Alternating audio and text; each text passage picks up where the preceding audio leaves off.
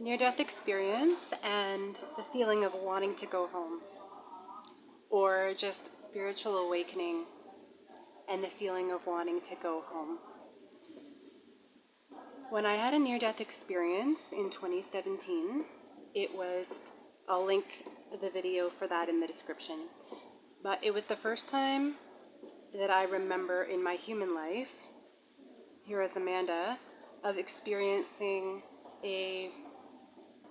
as full as I can describe it, or as full as it was available to me on that day, an experiencing of being deeply at home.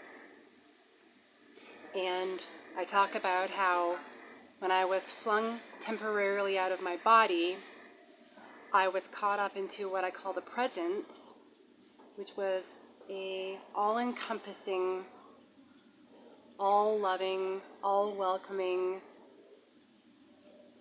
but very specially all-knowing presence of divinity that was like interfacing with my own soul telepathically and knowingly.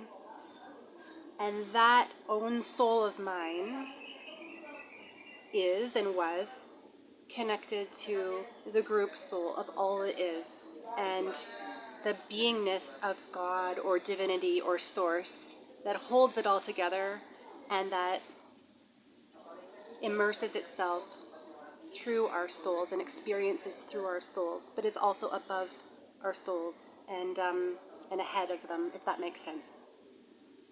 And so for me, being in that presence temporarily, interfacing with my soul, there was this feeling of, I shouldn't even say feeling, it was more like just a knowing, a remembering of where I have come from and where I've gone back and forth from and visited many times.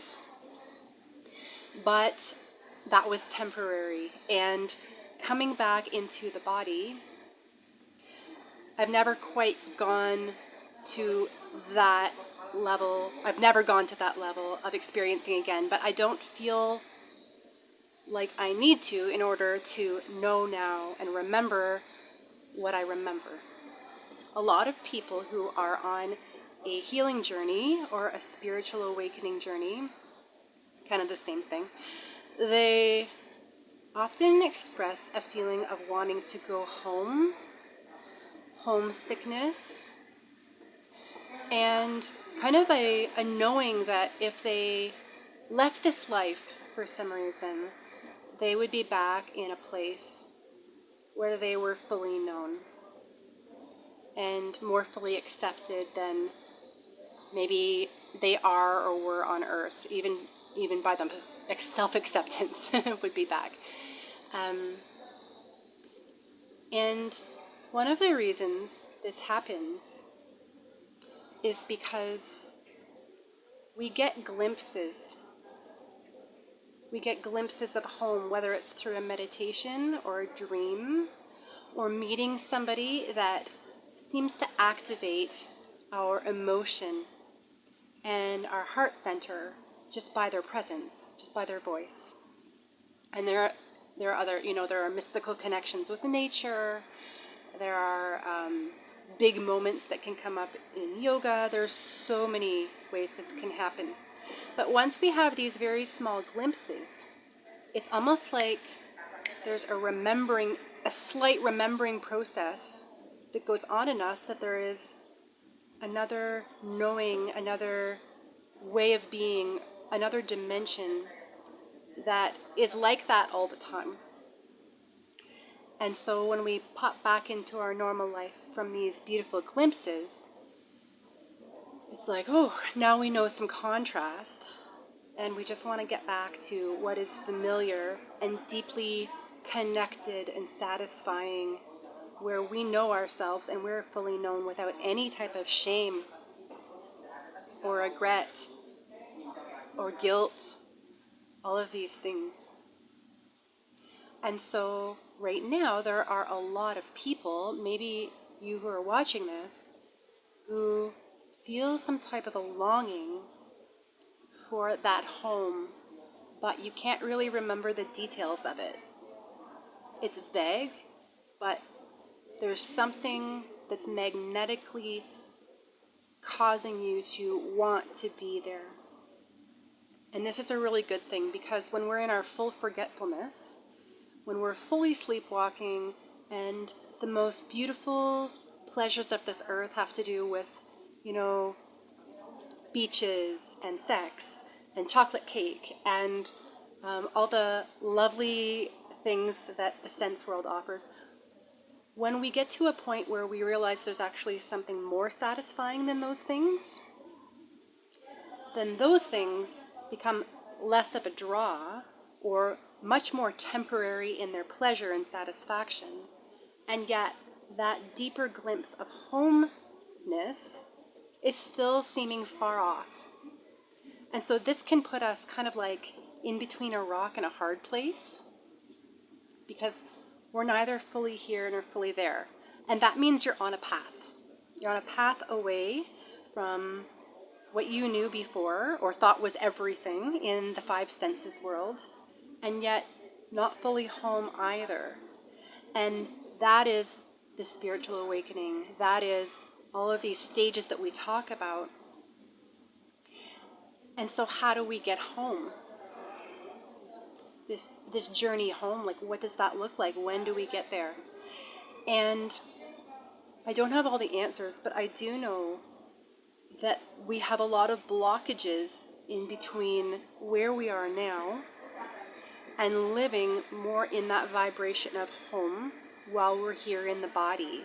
And those blockages need to be purged, or they need to be faced. They need to be felt or experienced. And most of the blockages have to do with early childhood trauma, events that have happened in our child, teenage, or adult life that haven't been fully processed, or that we have pushed into the shadow and repressed and decided that the power of them is too difficult for us to feel. It's too big, maybe it's too shameful, or it's too full of guilt, or too full of regret. And yet we still want to experience that home vibration here on earth. But until we accept the process of moving through those big feelings and facing one by one the things that we have repressed, we're not going to make a lot of movement towards home vibration here in the body. So, when you are feeling that big draw, that big urge, that big homesickness feeling that can happen very frequently on this path of spiritual awakening, that means it's time to go inside, because all of the answers are on the inside. People can teach you things, people can write books, people can make videos like this, and really, at the end of all of that, the direction should be to be going back inside and seeing what's next, what needs to be looked at, what needs to be felt, what's calling to you to process, to be with, what experiences and feelings need to be held. And then if there's crying, if there's irritation, frustration, discomfort, if there's these things that had got stuck in the body along with those memories, to actually just sit with them and feel them until they pass, because they're going to pass. They're not going to last forever. But all of these pieces are between us and home. And the nice thing about committing to that process as it comes up is that we get more and more glimpses, more and more connection with home vibration along the way. After a big, difficult purge of emotions and dense energies, we will feel periods of time where there's more connection. Maybe not like a full remembrance, but more of a connection. And that's how it goes as we move along the path, the rocky path. But your homesickness and your longing for that full connection with no barriers is what's going to keep you going. And when you feel that homesickness, even if it brings you to tears, that's a really good thing. Because when our soul is longing for that reconnection with itself, all the parts of itself and all the others, and everything in creation, and divinity itself, that focus and that longing is going to attract in what we're longing for. And that might also attract in your blockages. That might also attract in your blockages, because in order to get there, we've got to get closer to the blockages that are in the way of getting there. And that's why things get difficult. But if you're watching this video, you're already in it. There's no unknowing what you already know. There's no going backwards. Don't be afraid to feel homesick. And don't be afraid to feel that separation and that grief and that loss and that longing. Feel it all. And then lean into what's next. Whether it's more connection or whether it's purging of something that needs to be purged.